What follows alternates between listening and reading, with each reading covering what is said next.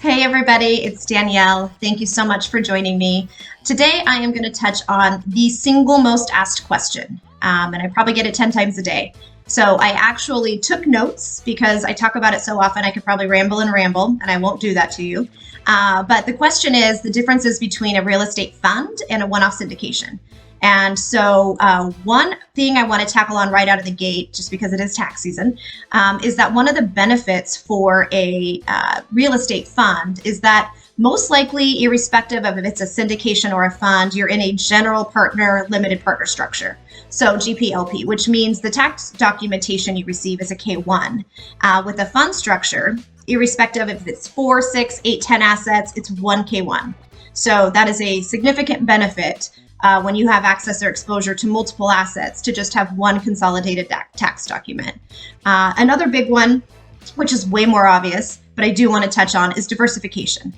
So obviously a single asset, you have risk relative to that individual market, the performance of that individual property management team, just the performance of that asset alone. In a fund structure, you've got diversification amongst all those topics, right? So you've got diversification by market or submarket, you've got differentiated sources of return for each of those assets or properties, and exposure to multiple property management teams.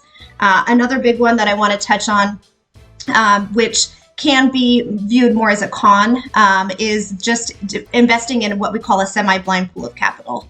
And so what that means is that when you're investing in a syndication, you know the asset in which you're buying or investing in.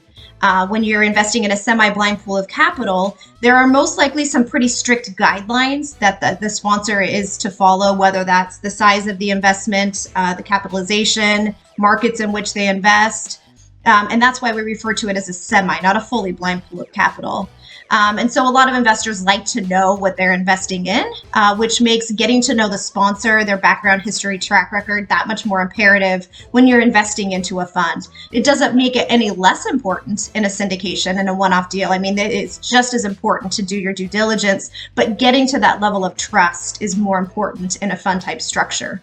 Last but not least, which I'm going to touch on just really quickly here, is that you are able to scale your portfolio more quickly in a fund structure. And what I mean by that is a $100,000 investment in a syndication. Let's say you get 400 doors. If you're investing that same $100,000, you are going to be able to split that investment amongst multiple properties and scale your portfolio in a really major way. So if you have, let's say, 8 properties with 400 doors, then all of a sudden you have access to 3,200 doors within your portfolio. So scaling your investments is a big one with as far as the differences between the two.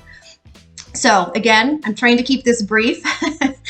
Brevity is not always my thing. So if you have additional questions and you want to touch on this, please don't hesitate to contact me. Like I said in previous episodes, I would love to get to know each of you a little bit more, understand your investment goals and objectives, and also help me understand topics that you would like to cover. So thank you again for tuning in, and I hope you join me next time. Have a great day.